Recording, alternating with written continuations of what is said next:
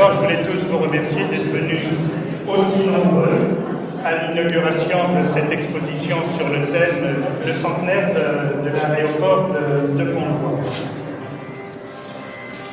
Cet aéroport de Pont-de-Voix qui a fonctionné entre les années 1910 et 1920 a une histoire assez originale puisque son début s'est lié à la rencontre de deux personnes, M. Thauvin qui est propriétaire terrien à Pont-de-Voix et M. Morla.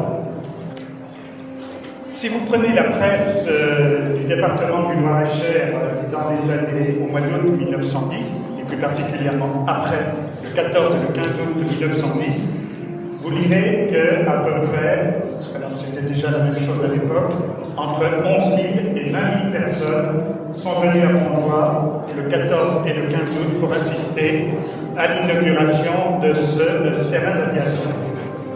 20 000 personnes. Ce qu'il faut savoir, c'est que Pont-de-Voix, à l'époque, a une population de 2200 personnes. 10 fois Pont-de-Voix est tenu pendant 2 jours. Les fêtes ont duré 2 jours. Il y a banquet, il y a venue du préfet, il y a venue de la Blésoise, qui est une société de gymnastique, pour assister à l'inauguration de ce terrain. En fait, ce qui est important, ce n'est pas tellement les 20 000 personnes qui sont venues à Pont-de-Voix, parce qu'à la même époque, partout en France, en Europe et même aux États-Unis, l'aviation éclate. Quand je dis éclate, c'est-à-dire qu'elle prend son envol sans jeu de mots.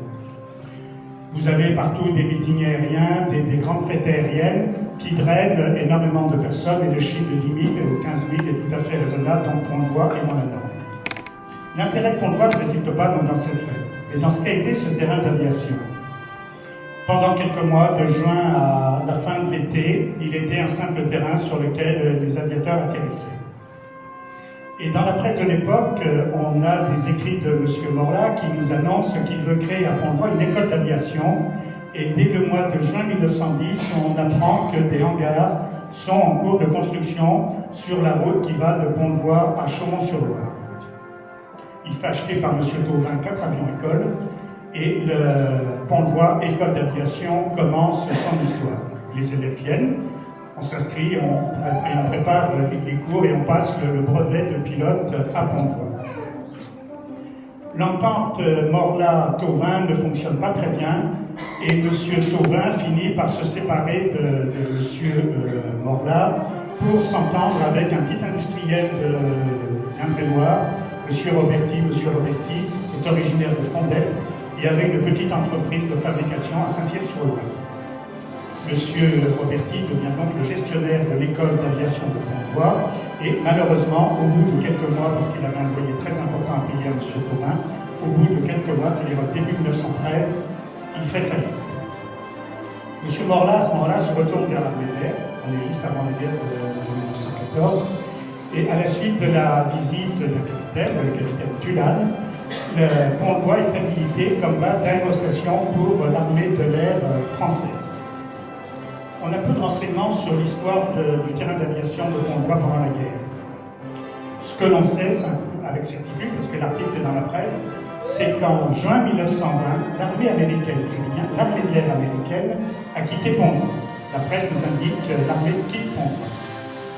L'armée de l'air américaine. On ne trouve aucune trace dans les archives communales sur la présence de l'armée de l'air américaine.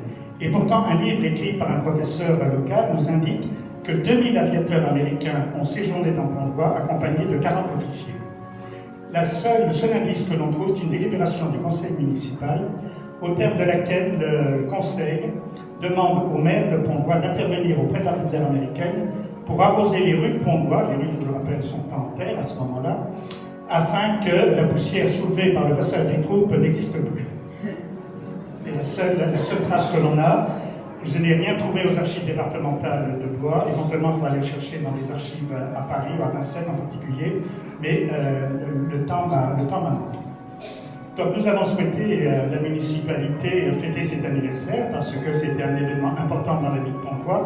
Et malheureusement, au jour d'aujourd'hui, nous n'avons plus aucune trace de ce terrain d'aviation. Il n'y a aucun bâtiment, il n'y a rien. Seuls les vieux pompiers léviens ont encore en tête ce lieu que l'on appelle la piste, mais que malheureusement on ne retrouve pas sur le cadastre de Pont-de-Voix.